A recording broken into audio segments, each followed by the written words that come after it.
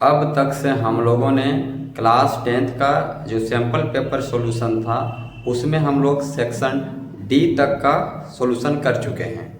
तो आज हम लोग सेक्शन ई का क्वेश्चन का सॉल्यूशन करेंगे, जिसमें से टोटल 3 क्वेश्चन है।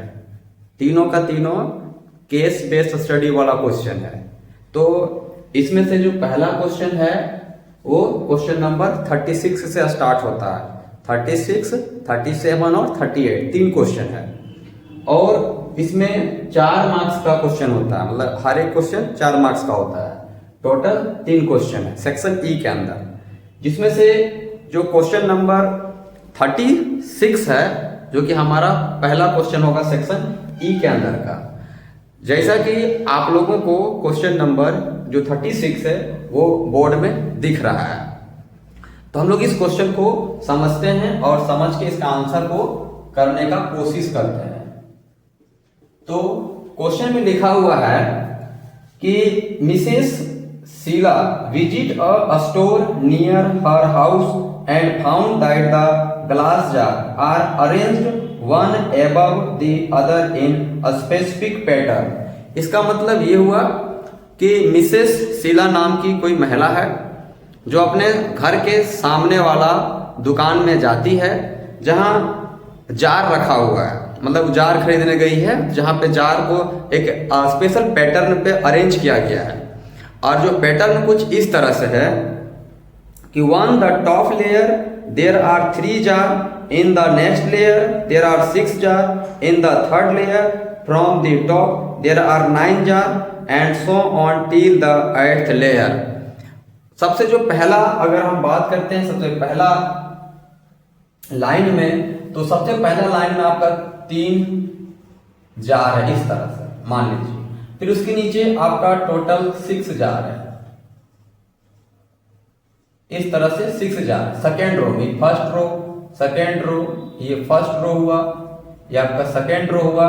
फिर इसके नीचे 9 जार है, इस तरह एक के ऊपर एक रखा हुआ है, ये थर्ड आपका रो हुआ। ऐसे ही आपका टोटल 8 रो तक रखा हुआ है जार को, इसी पैटर्न पे रखा हुआ है। अब जो फर्स्ट क्वेश्चन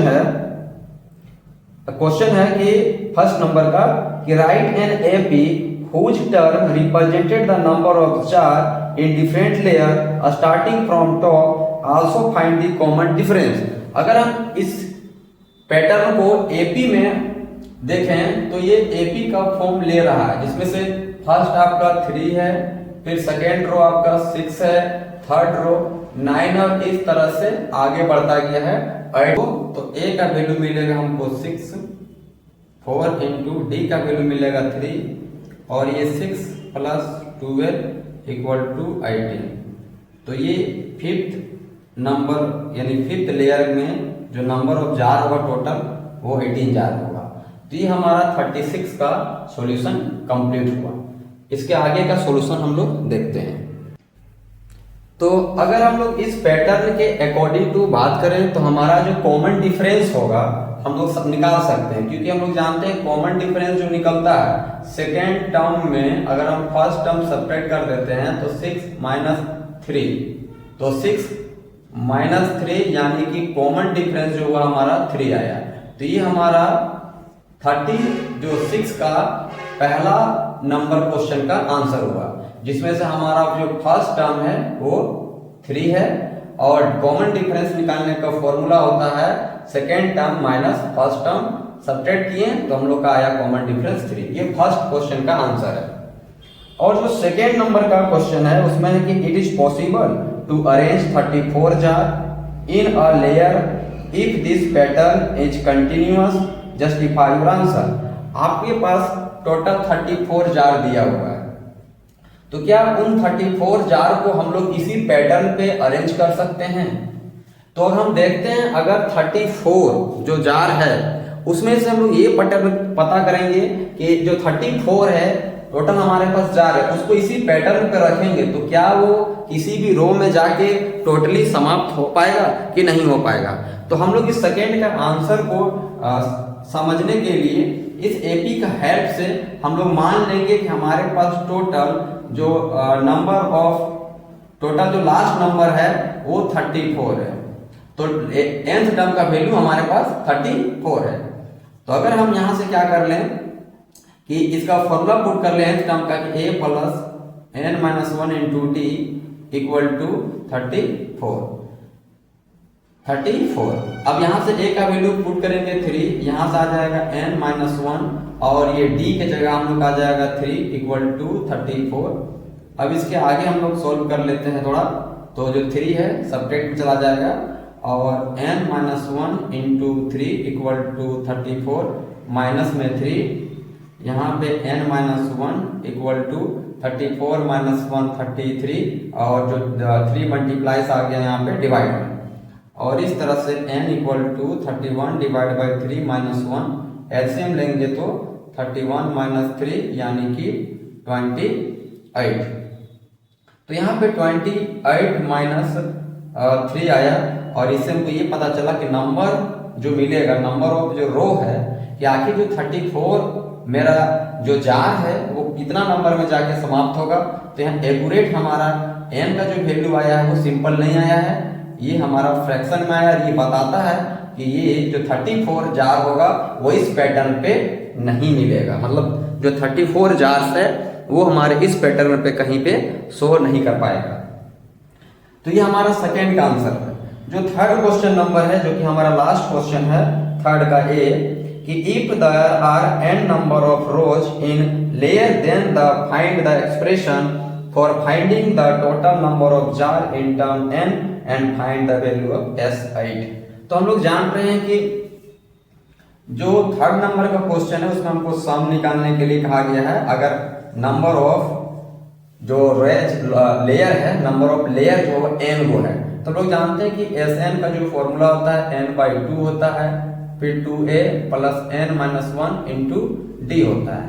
तो यहाँ पे जो n का वैल्यू है वो तो n ही रहने बोला गया, तो n/2 ही रह जाएगा, इंटू 2 इंटू a, और a का जो वैल्यू है वो 3 है, प्लस n माइनस 1 और जो d है उसका वैल्यू भी 3 है। तो यहाँ से कह सकते हैं कि n माइनस 2 इंटू यहाँ से 6 प्लस n माइनस 1, अगर n से मल्टीप्लाई कर ले तो ये बन जाएगा 3n माइनस 3, 3n माइनस में 3 और n/2 6 में 3 जाएगा तो यहाँ से बच जाएगा 3, और कहने का मतलब हो गया ये कि 3 प्लस 3n, ये हो गया हमारा Sn। तो Sn तो हमारा निकल गया। तो यहाँ पे बोला गया कि S8 निकालना है, तो S8 का मतलब जहाँ n होगा वहाँ 8 पुट करेंगे, तो ये हो जाएगा 8/2 इंटू 3 प्लस 3 इंटू 8, यहाँ से कैंसिल हो जाएगा तो मिलेगा 4, ये आ गया 3 प्लस 3 8 जा 24 और ये 4, अगर हम ऐड कर लेते हैं तो यहाँ से हो जाएगा 27 और 27 को 4 से मल्टीप्लाई कर लेते हैं तो हो जाएगा 108। तो इससे पता चल रहा है कि टोटल अगर S लेयर 1 से लेकर लेयर 8 तक के सभी नंबर ऑफ जार को अगर ऐड करते, सभी लेयर के जार को अगर ऐड कर देते हैं तो हमारा जो वैल्यू आएगा वो आएगा 108 जार। तो ये हम लोग का क्वेश्चन नंबर जो थर्ड है उसका सॉल्यूशन हुआ थर्ड का ए। तो थर्ड में एक और क्वेश्चन है, बी नाम से है क्वेश्चन, उसमें बोला गया है कि the shopkeeper added 3 jar in each layer, how many jar are there in 5th layer from the top. Top से लेकर 5वां लेयर में, जो 5वां लेयर तक में, टॉप से लेकर 5वां लेयर तक में, कि the shopkeeper added 3 jar in each layer, सभी लेयर में 3-3 को जार और ऐड किया गया। जैसे पहले से 3 जार था, अब उसमें 3 और ऐड करके वो 6 जार हो गया, फिर सेकंड में 6 जार था उसमें 3 ऐड कर दिए तो 9 जार हो गया। इस तरह के एक नया पैटर्न तैयार हुआ है। अब उस पैटर्न के अकॉर्डिंग टू हमको ये बताना है कि how many jar are there in 5th layer from the top. ऊपर से जो 5वां नंबर का जार होगा, जो 3rd 3 4 ये 5 नंबर का जो जार होगा, तो इसमें केवल कितना नंबर ऑफ जार होगा वो हमको बताना है। कि केवल 5th लेयर वाला में, केवल 5th लेयर वाला में नंबर ऑफ जार कितना होगा, हम लोग केवल वो फाइंड करना है। तो हम इसको थोड़ा साफ करके इसका थर्ड नंबर का बी को बनाते हैं। तो हमारा थर्ड का बी के आधार पर जो क्वेश्चन नंबर का थर्ड का बी जो सॉल्यूशन होगा इसका, वो अपन लोग एक नया एपी के आधार पे सोल्व करना होगा। बोला गया कि जो फर्स्ट लेयर जहां पे 3 जार था, अब वहां पे 3 और ऐड होके 6 जार हो गया। सेकेंड वाला में जहां 6 था वहां 3 ऐड हो गया, वो 9 जार बन गया। थर्ड वाला में जहां 9 जार था वहां पे 3 ऐड हो गया 12 जार बन गया। इस तरह से एक नया पैटर्न तैयार हुआ है, एक नया एपी तैयार हुआ है। तो इस एपी के आधार पर देखा जाए तो जो ए का वैल्यू होगा वो 6 होगा, और जो कॉमन डिफरेंस होगा वो 9 - 6, यानी कि यहाँ भी कॉमन डिफरेंस 3 मिलेगा। तो हम लोग को पता करना था कि जो फिफ्थ का वैल्यू होगा, फिफ्थ लेयर में जो नंबर ऑफ जार होगा वो कितना होगा। तो फिफ्थ नंबर का निकालेंगे तो फॉर्मूला हो जाता है a + 4d। क्वेश्चन नंबर 36 का सॉल्यूशन कंप्लीट हुआ। 37 का जो क्वेश्चन है वो आपको बोर्ड में दिख रहा है। अब इस क्वेश्चन में आपको एक फिगर दिख रहा होगा जो ABC और DEF दो ट्राइंगल है। इस ट्राइंगल का जो क्वेश्चन है उसको हम लोग थोड़ा समझते हैं, फिर इस क्वेश्चन के आंसर को हम लोग सोल्व करने का कोशिश करेंगे। तो क्वेश्चन है कि triangles is a very popular shape. Triangle जो होता है बहुत जाना माना शेप होता है, पॉपुलर शेप होता है, और इसका शेप का इस्तेमाल करते हैं यूज इन इंटरनल डिजाइन। घरों में हम लोग इसके इस ट्राइंगल का शेप का इस्तेमाल करते हैं, जैसा कि आपको फिगर में दिख भी रहा होगा। The picture given above show a cabinet design by a famous interior design. घर के अंदर के डिजाइन के लिए अच्छा डिजाइन तैयार किया जा सकता है ट्राइंगल के हेल्प से। Here the largest triangle is represented by ABC। जो बड़ा ट्राइंगल है उसको ABC से रिप्रेजेंट किया जा रहा है, और जो छोटा वाला ट्राइंगल है उसको हम लोग DEF से रिप्रेजेंट कर रहे हैं। और इसमें जो PQ है वो पैरेलल है EF का। इस फिगर का कंडीशन दिया हुआ है कि PQ जो है वो पैरेलल है EF का। PQ जो पैरेलल है वो है EF का। अब हमारा जो क्वेश्चन स्टार्ट होता है सबसे पहला प्रूफ करने के लिए कि टू प्रूफ। पहला क्वेश्चन में जो है उसमें प्रूफ करने के लिए बोला गया है कि जो ट्राइंगल होगा, ट्राइंगल DPQ वो हमको सिमिलर दिखाना है ट्राइंगल DEF का। ठीक है, ट्राइंगल DPQ को DEF का क्या करना है, हम लोग को सिमिलर दिखाना है। तो सिमिलर दिखाने के लिए हम लोग इसको प्रूफ करते हैं। तो प्रूफ करने के लिए हम लोग को इन दो ट्रायंगल में जाना होगा, जिसका नाम है ट्रायंगल DPQ और ट्रायंगल DEF में। तो जब इस ट्रायंगल में हम लोग जाएं तो देखने को ये मिलता है कि इस ट्रायंगल का जो एंगल आपको दिख रहा होगा, ये वाला एंगल, यानी कि एंगल छोटा ट्रायंगल बात करेंगे तो PDQ इक्वल होगा EDF का, एंगल EDF का, जो कि कॉमन एंगल है। उसके बाद दूसरा जो हमको मिलेगा कि ये दोनों लाइन तो पैरेलल है, तो यहाँ का जो एंगल होगा वो यहाँ के एंगल के बराबर होगा, यानी कि DPQ angle DPQ equal to angle DEF, और इसको हम लोग बोलेंगे क्रॉसपोंडिंग एंगल। तो एक और एंगल मिलेगा यहाँ वाला इसके। तो हम लोग को दो एंगल काफी है, क्योंकि हम लोग पढ़ चुके हैं कि एंगल सिमिलरिटी क्राइटेरिया से, ठीक है, ए सिमिलरिटी क्राइटेरिया, यानी या तो रूल बोले सिमिलरिटी रूल से, जो ट्राइंगल होता है ट्राइंगल DPQ वो आपका सिमिलर हो जाएगा ट्राइंगल DEF का। ये हमारा पहला का सॉल्यूशन हुआ। ये छोटा वाला ट्राइंगल ये बड़ा वाला ट्राइंगल के क्या हो जाता है, सिमिलर हो जाता है। और हम लोग सिमिलरिटी रूल का इस्तेमाल करके कह सकते हैं कि इसका जो DP होगा इसके DE के रेशियो के बराबर होगा, मतलब DP बटा जो DE होगा वो डी क्यू, छोटा सा ट्रायंगल का डी क्यू तो बड़ा ट्रायंगल का डी एफ के रेशियो के बराबर होगा। लेकिन अभी हम लोग ये पहला क्वेश्चन का सॉल्यूशन हो गया। अब हम लोग दूसरा क्वेश्चन को देखते हैं कि दूसरा क्वेश्चन, इसके दूसरा में क्या क्वेश्चन कह रहा है। तो दूसरा में है कि यदि डीपी 50 सेंटीमीटर है, if DP equal to 50 centimetre and PE equal to 70 centimetre, then find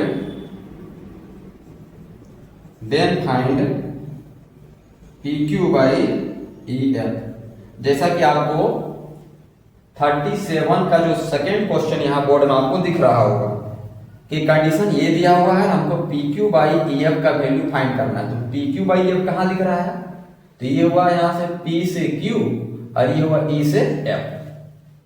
तो इसका अगर हम लोग सोल्यूशन करें तो सोल्यूशन बहुत आसान है, क्योंकि हमको मालूम है कि जो ट्रायंगल है DPQ वो सिमिलर है ट्रायंगल DEF के। और जब दो ट्रायंगल आपस में सिमिलर होता है तो बाई सिमिलरिटी, सिमिलर ट्रायंगल है ना, by definition of similar triangle, by definition of similar triangle. तो जब दो ट्रायंगल आपस में सिमिलर होता है उसका डेफिनेशन के अकॉर्डिंग तो ये कह सकते हैं कि इस ट्रायंगल का जो डीपी होगा वो इस ट्रायंगल का डीई के बराबर होगा, इक्वल टू इस ट्रायंगल का जो पीक्यू होगा वो इस ट्रायंगल का ईएफ के बराबर होगा। अब हम लोग जान रहे हैं कि हमारा डीपी और जो डीई है वो इक्वल है पीक्यू बाई ईएफ का। तो इसमें से हम लोग क्या करते हैं, डीपी का और पीई का वैल्यू को पुट कर देंगे तो पीक्यू और ईएफ का जो वैल्यू वो मिल जाएगा। तो इसको हम साफ करते हैं, इसके आगे सॉल्व करते हैं। हाँ, तो हम लोग इसमें पुट करते हैं, ये जो वैल्यू हम लोग को मिला है कि DP by DE equal to PQ by EF. तो डीपी का वैल्यू हम लोग को यहाँ दिया हुआ था, देख सकते हैं क्वेश्चन में 50 दिया हुआ है, यहाँ पे 50 है डीपी का वैल्यू और डीई का वैल्यू, डीपी का वैल्यू 50 है और पीई का वैल्यू तो पीई का वैल्यू है, डीपी का वैल्यू है 50, डीपी का वैल्यू है 50 और पीई का वैल्यू है 70। यानी कि टोटल अगर हम डीई का वैल्यू की बात करेंगे तो 50 प्लस 70 यानी 120। तो डीपी का वैल्यू हो गया 50 और डीई का जो वैल्यू है, डीई उसका वैल्यू है 120 equal to PQ by EF. यहाँ पे हमको निकालना था पीक्यू बाई ईएफ, तो हम लोग का आंसर निकल गया, 0 0 काट देंगे तो पीक्यू बाई ईएफ का वैल्यू होगा 5/2। ये हमारा सेकेंड का सॉल्यूशन कंप्लीट हुआ। अब जो हम लोग का थर्ड वाला का सॉल्यूशन है उसमें दिया हुआ है थर्ड का ए नंबर। हाँ, तो थर्ड का ए नंबर में दिया गया है कि जो ए बी होगा वो आपका 2AB जो होगा वो आपका 5DE के इक्वल है। और हम लोग को ये भी दिया हुआ है एंड जो ट्रायंगल है ABC वो सिमिलर है ट्रायंगल DEF का। तो हम लोग को ये शो करना है, सो दैट आपको फिर क्वेश्चन दिख रहा होगा कि इसमें शो क्या करना है कि ऊपर में है आपका पेरीमीटर ऑफ ट्रायंगल ABC और नीचे जो दिया हुआ है पेरीमीटर ऑफ ट्रायंगल DEF। इसमें से हमको कांस्टेंट प्रूव करना है कि ये कांस्टेंट होगा यानी किसी नंबर के इक्वल होगा। तो इसको हम लोग सॉल्व करते हैं और इस सॉल्व करके इसका वैल्यू को पता करते हैं कि आखिर पेरीमीटर में जो ट्रायंगल होगा वो किसके बराबर होगा। तो इसमें हम लोग क्या करते हैं, थोड़ा सा पहले पता करना होगा आखिर जो 2AB है वो 5DE के बराबर कैसे होगा। और ये मतलब बराबर दिया हुआ है तो इसका हम लोग सॉल्यूशन करेंगे। तो क्वेश्चन नंबर जो थर्ड का ए है, इसका सॉल्यूशन कैसे करेंगे। तो हम लोग का कंडीशन दिया हुआ था कि जो 2AB होगा वो आपका 5DE के बराबर होगा, यानी कि जो AB होगा वो अपने आप में 5/2DE के बराबर होगा, 5/2DE के बराबर होगा।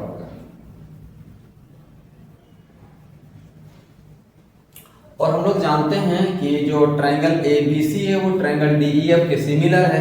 तो बताइए अगर ऐसा बात है कि ट्रायंगल ABC सिमिलर है ट्रायंगल DEF का, तो सीधी बात है ट्रायंगल ABC जो है वो सिमिलर ट्रायंगल DEF का।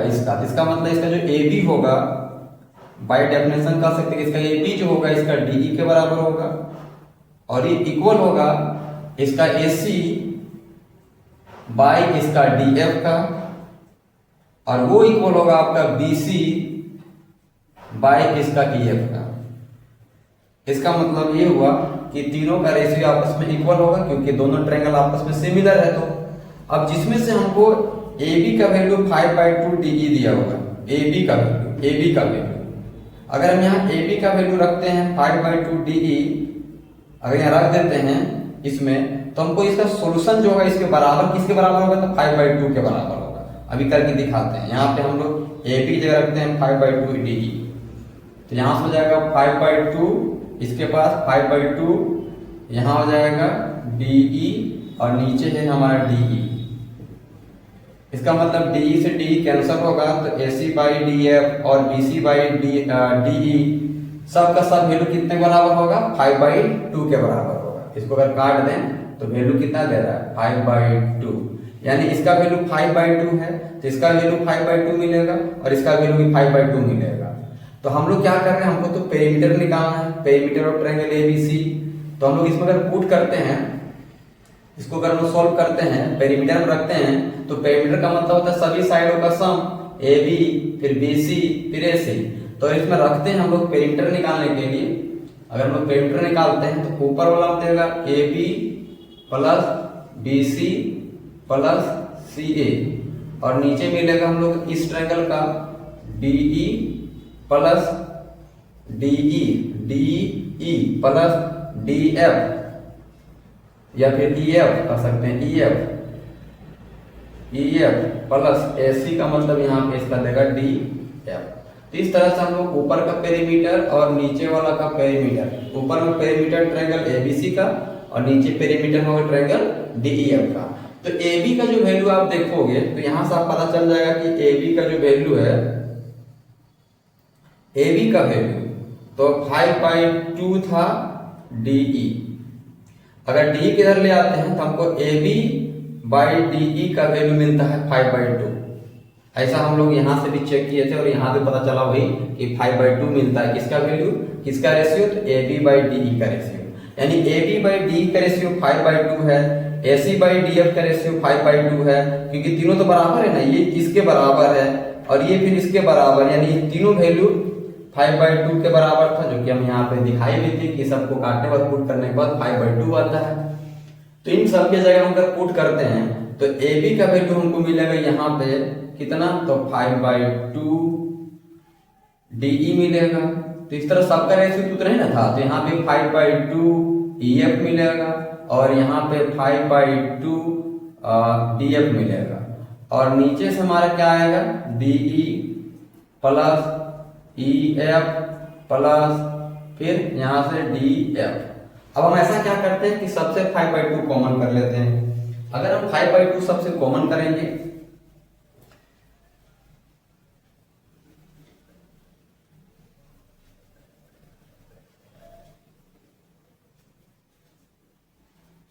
तो अगर हम लोग यहां से 5/2 कॉमन करते हैं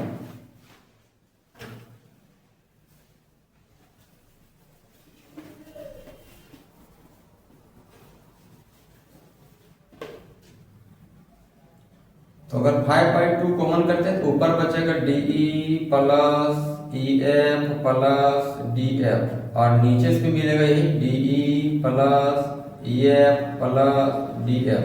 ये पूरा का पूरा कैंसिल हो जाएगा और आंसर हमको मिल जाएगा 5/2। यही बात हम बता रहे थे कि सबका रेशियो एक दूसरे का 5/2 है। इसका मतलब इसका जो आंसर होगा यानी कि जो पेरीमीटर और ट्रायंगल एबीसी और पेरीमीटर और ट्रायंगल डीईएफ का रेशियो 5/2 देगा। तो फाइनली हम यहाँ लिख देते हैं कि इसका जो वैल्यू है, किसका वैल्यू है, तो पेरीमीटर ऑफ ट्रायंगल एबीसी और नीचे है पेरीमीटर ऑफ ट्रायंगल डीईएफ। तो इन सब का रेशियो जो आएगा वो 5/2 होगा। तो ये हमारा थर्ड का आंसर हुआ। अब इसमें से एक क्वेश्चन और है जो थर्ड का सेकेंड यानी कि और क्वेश्चन है बी नंबर में, जैसा कि आपको क्वेश्चन में दिख रहा होगा। तो जो 37 में थर्ड का जो बी नंबर यानी और क्वेश्चन जो है थर्ड का, उसमें ऐसा दिया हुआ है कि जो एएम है वो ट्रायंगल एबीसी का मीडियन है, यानी ये वाला पार्ट इसकी इक्वल है, और जो डीईएफ का जो डीएन है वो मीडियन है, जो इसका ये पार्ट इसके इस पार्ट के इक्वल है। और हम लोग को ये प्रूव करना है, टू प्रूव हम लोग को ये प्रूव करना है कि जो ट्रायंगल होगा इसका ये एबीएम वाला वो सिमिलर हो जाएगा ट्रायंगल इसका डीईएन वाला। तो इसको हम लोग प्रूव करते हैं कैसे ये होगा। तो ट्रायंगल जो ए बी एम है और जो ट्रायंगल डीईएन है, तो हम लोग जान रहे हैं, पहले तो हमको मालूम था कि पहले क्वेश्चन में दिया हुआ है कि ए बी सी जो है वो डीईएफ का क्या है, सिमिलर है। तो सिमिलर है तो पक्का इसका जो ए बी होगा तो इस ट्रायंगल का डीई के बराबर होगा, और इस ट्रायंगल का जो बीसी होगा वो इस ट्रायंगल का पूरा ईएफ के बराबर होगा। लेकिन हमको तो ऊपर ट्रायंगल के इस साइड को लेना नहीं है, हमको केवल इतना सा पार्ट को लेना है। तो हम क्या करेंगे, इसमें ऊपर नीचे डिनोमिनेटर नोमिनेटर दोनों को डिवाइड करेंगे। ए बी बाई डी हुआ इक्वल टू, इसको भी डिवाइड दे देंगे 2 से, इसको भी डिवाइड दे देंगे 2 से। ऐसा इसीलिए क्योंकि बीसी का इक्वल पार्ट ये दोनों है, तो अगर डिवाइड दे देंगे केवल बीएम बचेगा, यानी बीसी का हाफ पार्ट हमको क्या मिलेगा, बीसी बाई डीई, और इसका आधा पार्ट मिलेगा हमको बीएम, और इसका जो बीएम है तो बीएम मिला, इसका आधा जो मिलेगा ईएफ का आधा वो मिलेगा ईएन। हम लोग ऐसा इसीलिए कर पा रहे हैं क्योंकि हम लोग को मालूम है कि जो एएम है और जो डीएन है वो मीडियन है। डीएन क्या है, तो मीडियन है, और इसको हम लोग लिख पाए इसीलिए क्योंकि ट्रायंगल जो एबीसी है वो सिमिलर है ट्रायंगल डीईएफ का, जो कि क्वेश्चन में दिया हुआ था। तो हमारा ये दो साइड मिल गया, इसका ए बी तो इसका डीई, और इसका बीसी इसका बीएम तो इसका डीएन। अब हम लोग पार्ट और लिख लेंगे कि इस ट्रायंगल का यानी जो पूरा ट्रायंगल मेरा था वो सिमिलर था, तो इसका एंगल जो बी होगा इसका एंगल ई के बराबर होगा, यानी एंगल बी जो होगा वो एंगल ई के बराबर होगा। ये भी पॉसिबल इसीलिए हो पा रहा है क्योंकि एबीसी है वो सिमिलर ट्रायंगल डीईएफ का, और जब कोई भी दो ट्रायंगल आपस में सिमिलर होता है तो उसके जो करस्पॉन्डिंग एंगल होते हैं आपस में इक्वल होते हैं। तो ये हमारा दो साइड हुआ, ये एंगल हुआ, तो हम कह सकते हैं कि from side angle side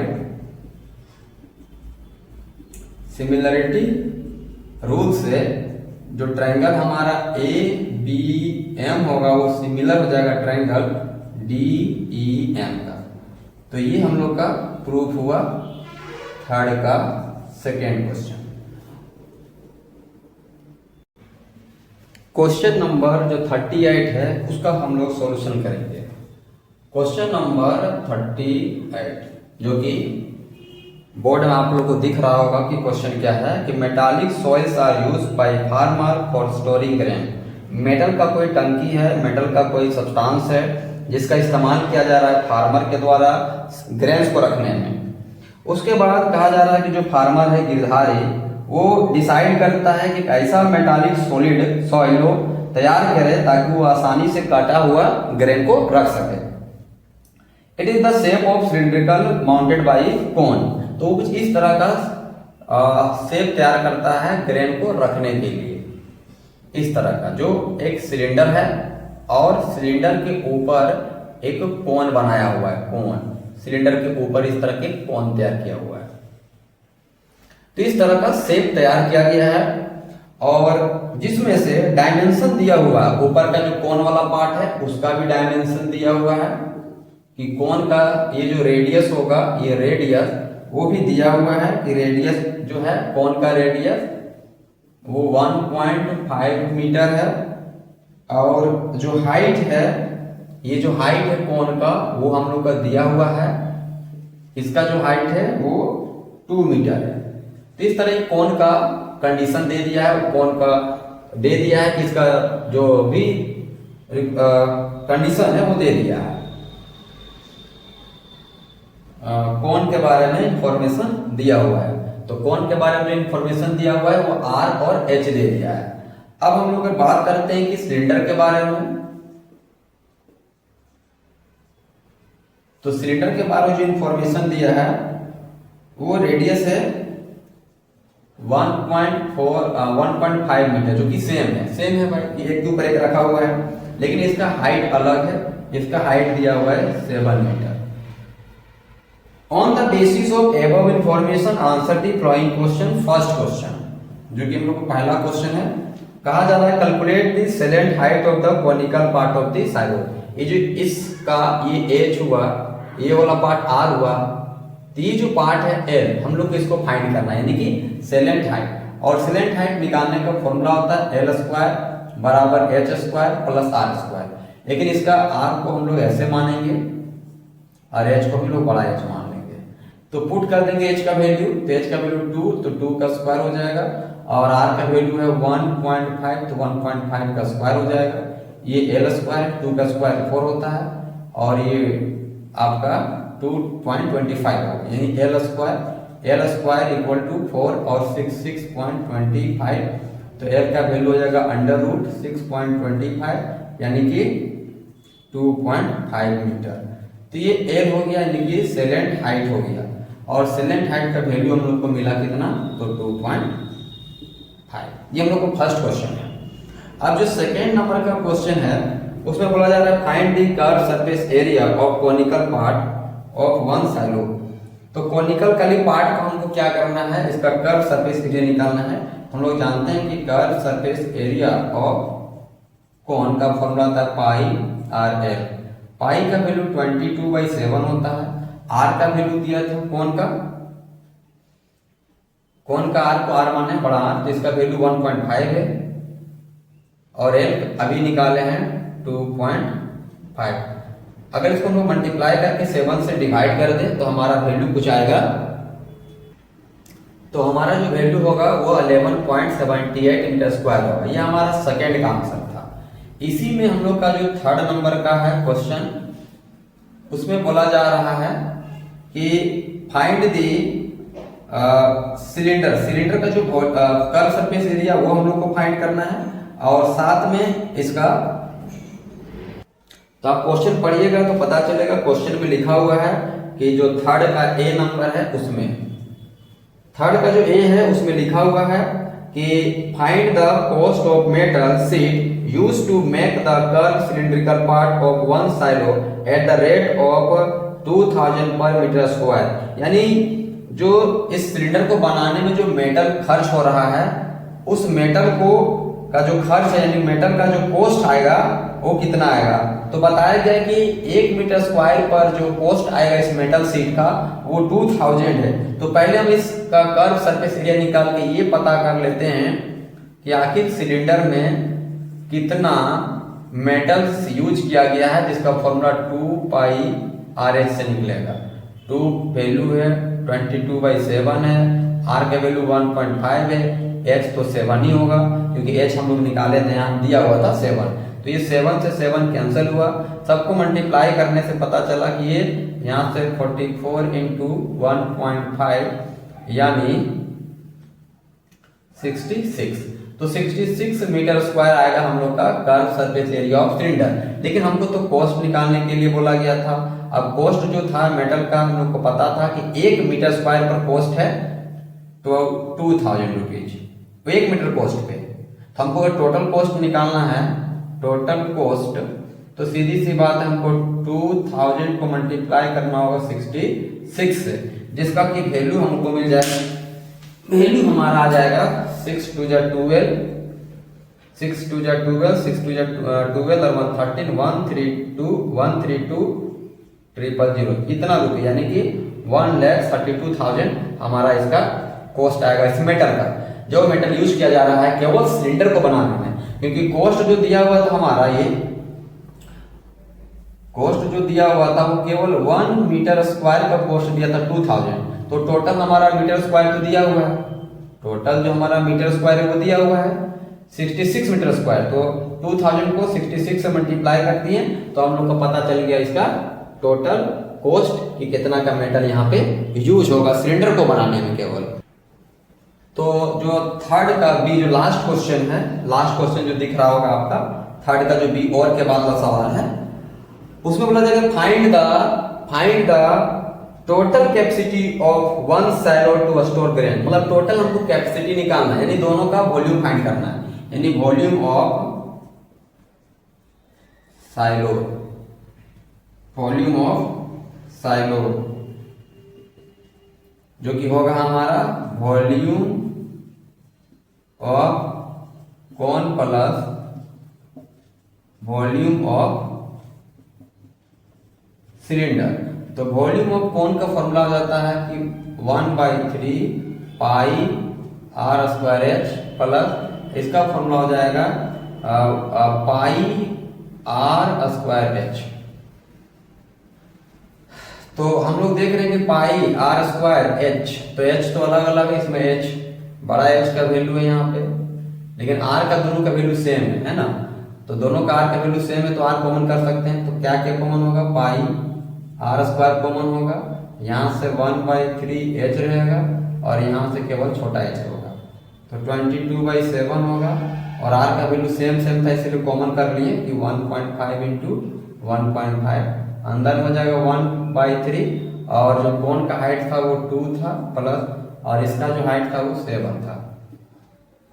22/7 into ये 2.25 हो जाएगा और यहाँ से एलसीएम ले लेंगे तो 2 प्लस 21/3 आएगा, यहाँ से 22/7 इंटू 2.25 इंटू 23/3 आएगा।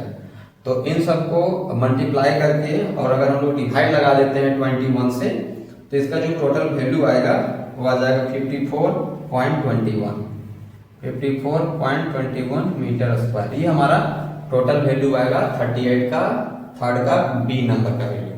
तो ये हमारा टोटल जो एक सॉल्यूशन जब कर रहे थे सैंपल पेपर का, उसका पूरा टोटल सॉल्यूशन कंप्लीट होता है। अब हम लोग इसको यहीं पे समाप्त करते हैं।